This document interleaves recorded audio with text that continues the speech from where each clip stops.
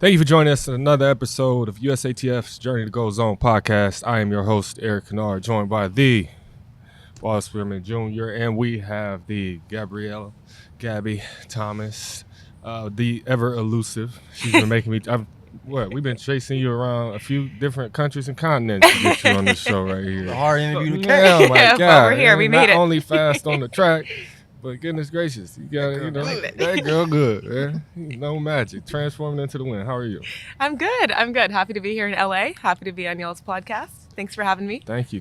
So, as we are aware, and so are you, it is 2024. Paris is soon upon us. Yes. And we have seen you do some amazing things this season so far, especially as it relates to your just recent visit to the Bahamas. So, Yes. World Relays. You're Houdini. Yes. I watched you Everywhere. run the Female. 4x1 and I saw the girls like doing their victory lap, and then the anchor was like, "Hey, where's your fourth girl?" Oh, she's going to get ready for the 4x4. Yeah. All of them. What's going on? I mean, I was just thinking it'd be fun to do both events. I mean, I can do the 100 and I can do the 400. Yes. And so I figured, why not go do a couple of events at that meet, because it's fun, make some money, Yes. show the world that I can run the quarter, Okay. and do it. So I did that. Absolutely. Okay, Yeah. so it was obviously the world's evaluation of it is just a little Felix-esque in comparison, a little. Obviously, you are blazing your own trail, leaving your own path and legacy in the sport of track and field. Is that pursuit going to revolve around dipping and dabbling and showing your range a little more? Yeah, I mean, I think my primary focus this year is the 200. I mean, that's my baby. That's my favorite event. I won a gold medal in that event. Yeah, you feel me? That's the most fun event on the track to run. So that's my primary focus. But I mean, I can do the 100 and I can do the 400. So I figured, why not? And I did grow up watching Allison Felix, Yeah. and her versatility is incredible. It's just amazing to watch. And when you have the ability to do that, I don't see why not. Right. And I love a challenge. I mean, I don't feel like I've accomplished what I want to accomplish in the 100 yet. So I'm still working towards that. I'm running it at this meet at the Grand Prix for that reason. The 400 is a newer event for me. Right. I ran it for the first time last year, and then I ran it again this year, and I'll probably run it again at some point. But I want to see what I can do in that event too. Yeah. The great thing about the 100 and the 400 is they're great training for the 200. So you can't lose. She's a vet now. So, but the main focus is the 200. There is no 200-meter relay, so I do have to kind of extend myself and do the 100 and the 400. So we'll see where I go with that, but it's been fun. I'm about to say, you've done some 400s indoors as well. I just want to get your, pick your brain about this because I know my personal feelings. I feel like the 200 is like the stepchild of the 100. It's not quite the 4. We get no Yeah. love indoors. Well, running the 200 indoors is tough. I mean, Yeah. it's like, it's not fair, one, because the lane draw matters so much. I mean, I got to give them that. Okay. I got to, I love the indoor 200. That's where my NCAA championship is, so I love it. But Would you go to school? I know, but so folks who don't know. I ran it at Harvard. But the thing about it is, so another point about the indoor 200, at Harvard we train indoor all year, Flat like track, through right? May. No, it's banked, but we're never outdoors. Right. So I got so good at running that indoor 200, and it's so much of it is strategy, and I don't love that about it. I love when you can go out there and run and like the fastest man wins. Like that's Right. what it is. Woman. And woman, exactly. But at Harvard I was indoor all year. So I had to win that NCAA Yeah. indoors. I'm competing against girls who are training outside. So like that's where it came in, like that strategy. And so that's also a little bit, I don't like all of that with indoor. Like it's too, like, even the indoor 400, I'm like, that's too much strategy going on. No, let's get on the track and let's race. You want to be able to just be fast. Yeah, That's let's it. be Yeah, fast, yeah. get there. Yeah. I want to go fast. Go fast. If you ain't first, you're last. Oh, that's understandable. Yeah. So, you talked a little bit about going to Harvard, obviously. Huge accomplishment from the academic side. Very accomplished on the track at the university. A little unconventional Yeah. as it relates to your talent level in athletics. How was that, and how do you manage and balance, having the comparative successes from cheese. Shamir. Nah.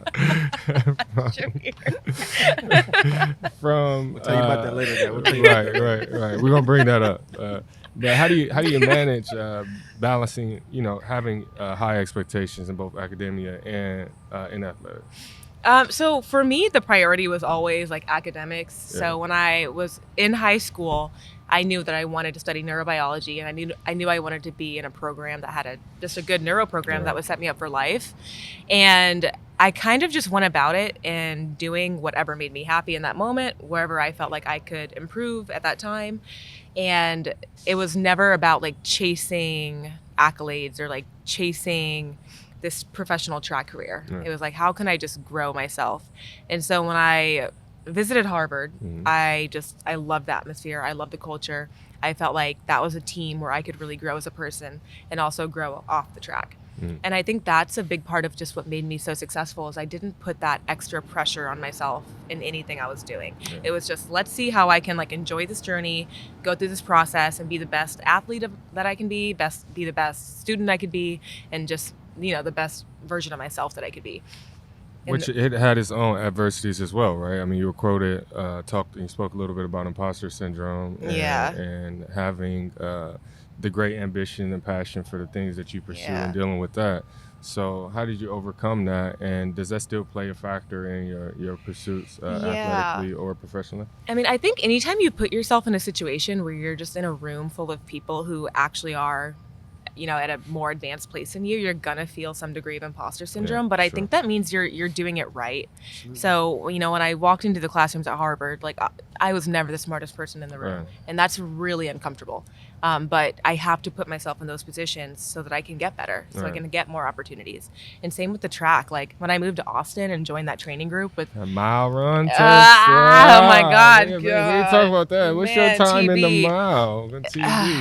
My PR in the mile is 5:50. That's faster than mine. Right. What's yours, boss? Let's not talk about it. Why you want to bring up old stuff?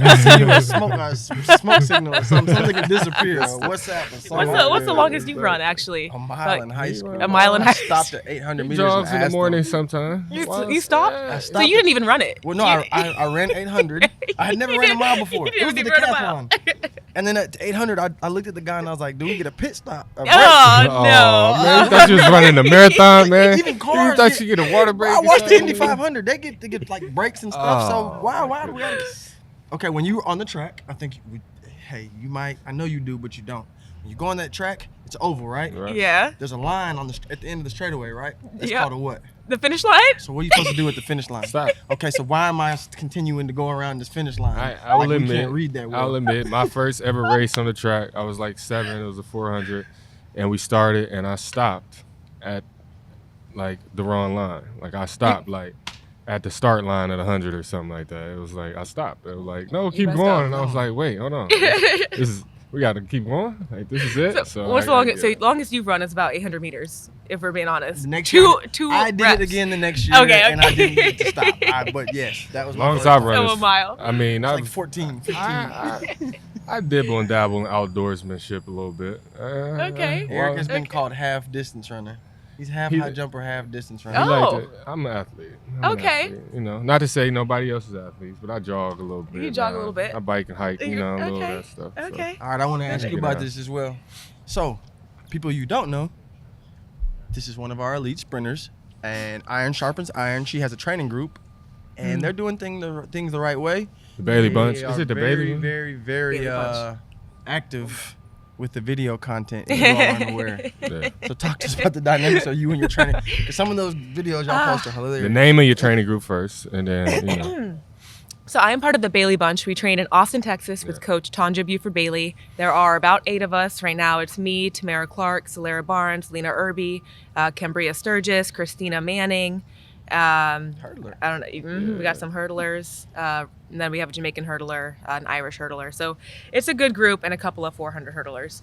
And I mean, the dynamic has been incredible this year. And that cannot be overstated. I mean, having an environment that you like to train in is huge, especially in our sport, especially with the sprint groups. Right. I mean, you never know what you're going to get. In sprinting, there are a lot of egos. So a lot of cattiness. You never know, but our group is truly a sisterhood. Like if you follow us on Instagram, TikTok, we're always having fun at practice. We're making videos. We're supporting each other. There's none of that like jealousy. We don't want to see the other girl improve. There's no this is your training group, this is that. No, like we all come together, we train together, and we do what works for us. And our coach understands that, and that's a really special thing to have. It's for sure. yeah, it's And, I mean, yeah. she's also Yeah. you have a vet coach, obviously, very accomplished athlete in her own right, very Yes. accomplished coach in her own right too. Yes. I think one of the only coaches to coach an athlete to win both the 100 meters and the 110 hurdles at the NCAA level. That's right. And Andrew Riley That's in right. University of Illinois, right? Yeah. Yeah. So she is. Shout out to you, Coach B.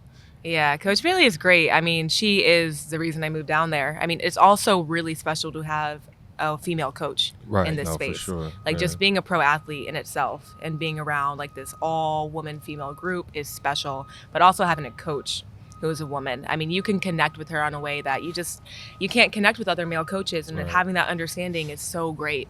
She's like my coach, my mom, my best friend, all in one. So it's really you can special. see that too whenever you all are actually interacting. I remember last year, and I want to get to this as well, watching you. Matter of fact, let's just dive straight into it. So I want to clear the air on something. And I'm about to say it might make her uncomfortable, but we got this thing called a delete button, so we'll be all right. All right, so I watched the interview last year going into the championships where Gabby stated she might run the mixed 4x4, 4x1, her open event, and the 4x4 at the end. Mixed 4x4, 4x4. So 4 events. That was going to be a great feat. I was really excited to see it. And I know that we had some performance issues from some of our teammates in that competition. And the rules at our championships are you can make 1 substitution, not per gender, 1 substitution in the mixed relay. We had some people who didn't run like anticipated, and so you were unable to complete running all those events. But I know that was the plan, though. If people didn't know that information, they might not have. Exactly. It was the plan. And the final of the 4x4, but we got DQ'd. And so there were really just no opportunities for me to touch the track with the 400, which... Coach Bailey literally said to Bahamas, am I going to be able to run her in the 400 this year, Eric? And I was like, Coach, I don't know. I know. She wants to see me in that 400. Yeah. And look, I'm happy to do whatever the team needs, and I think that's what's important. I do think that I had set myself up to be on a 400 relay that year. I mean, I went out my first 400, I ran 49 mid. Right. And I think that really sets the tone. I'm like, I am a 400 meter contender, and I could be on the relay. And I plan to do the same thing this year.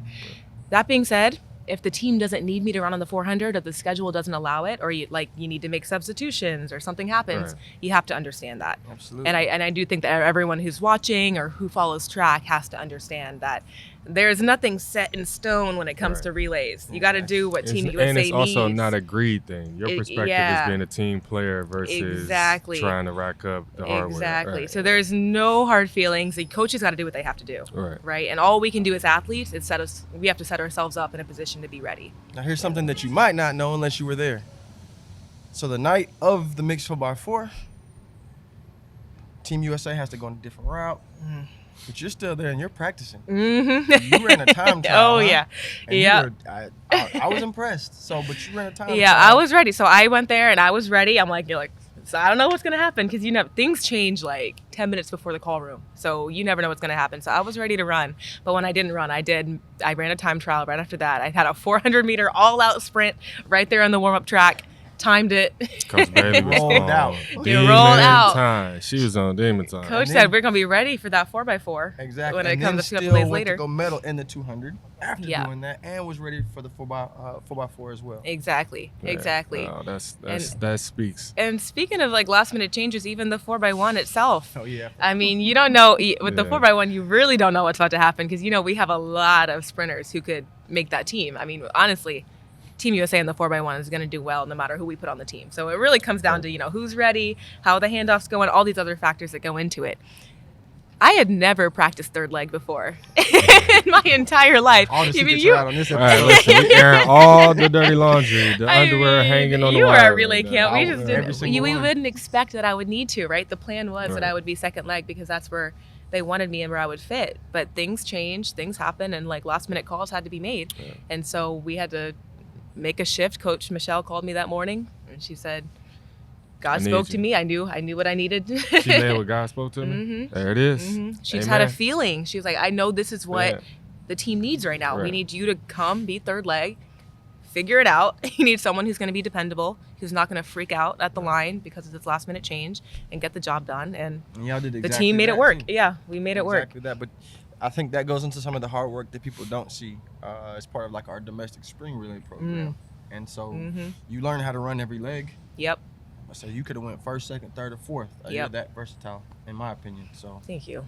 Hey man, thank you. I'm actually a fan. I just don't like say this to y'all because then it's just weird. So, I mean, Don't say that. It's weird regardless. See, it's probably better if it's just out in the open. Okay. So you touched a little bit earlier on being a advocate for women empowerment, female empowerment. You have a woman coach who's, we spoke about, a great athlete, great coach. I think an all women's training group, right? Yeah. Absolutely. And now recently an announcement about a partnership to have an all women's track and field competition. Yes. So tell us a little bit about that, and you making the transition, if you can, within reason.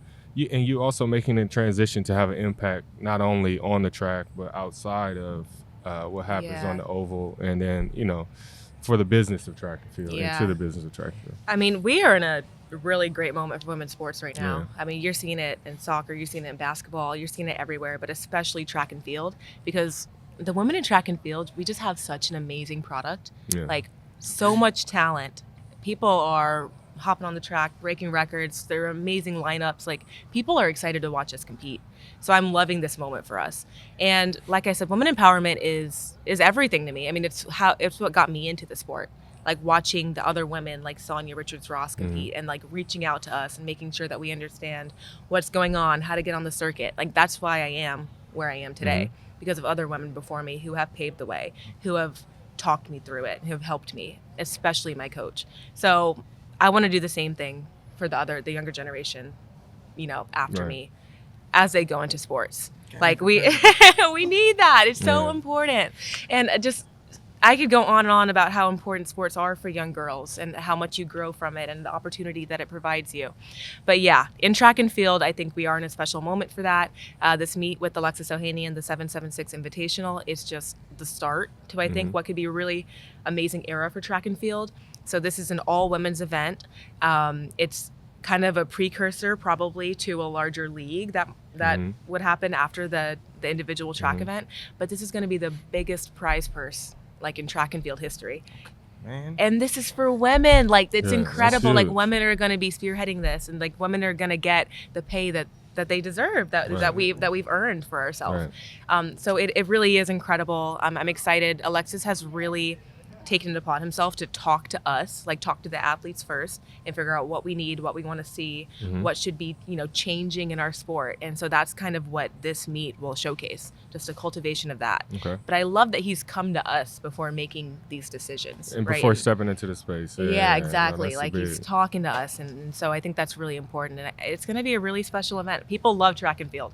They watch it every 4 years. They think we disappear between Olympics. They don't know, right? We go in a box and we come up, poke our heads out. So no, we're here. And the visibility, we just need the visibility. I think track and field's doing a pretty good job these last couple of years. I'm not going to lie. We have definitely laid the groundwork for Alexis right now for this moment, because the visibility in track and field, I think, has only gone up. I mean, people are watching on TV. People are interested. They're talking about it on social media. And so this is really just going to help catapult that. There's some cool brands. You said, speaking about, track and field and athletes off the track episode, but you have some cool brands you're working with as well that kind of directly tie to that statement, and also they show support. Exactly. Our sport as well, so. Exactly. And what we're seeing with brands and sponsorships and how they're getting involved, I mean, it's so Talk cool. to us a little bit about the sponsors that you represent. Or represent you, or vice versa, whatever the perspective is. I'm about to go right with you. I'm about to say, I know about a few of these. Let's go. So one of my main sponsors, who's been with me for my entire career, New Balance, incredible sponsor. I've been with New Balance since I went pro, since before I graduated. I actually was with New Balance when I was at Harvard, because it was a New Balance sponsored school. So incredible.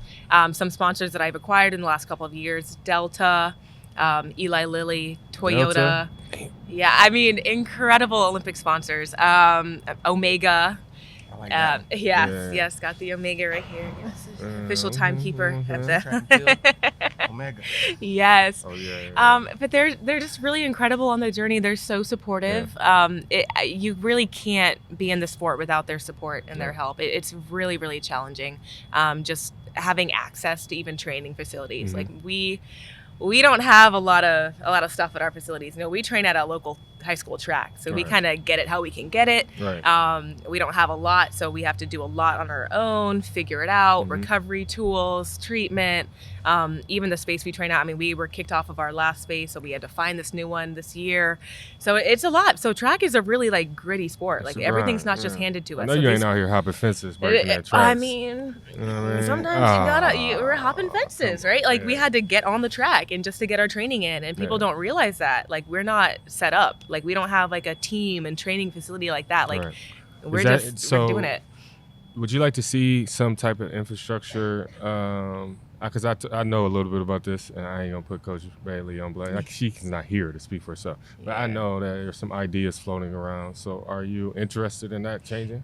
I mean, I would definitely welcome that change. Yeah, I know. It's it's interesting because there are some resources there. Like there's a U.S. Olympic Training Center, like that exists. But it's like, how do you get like your coach set up and your training group set up and all that? And it's so complicated. But yeah, I mean, absolutely.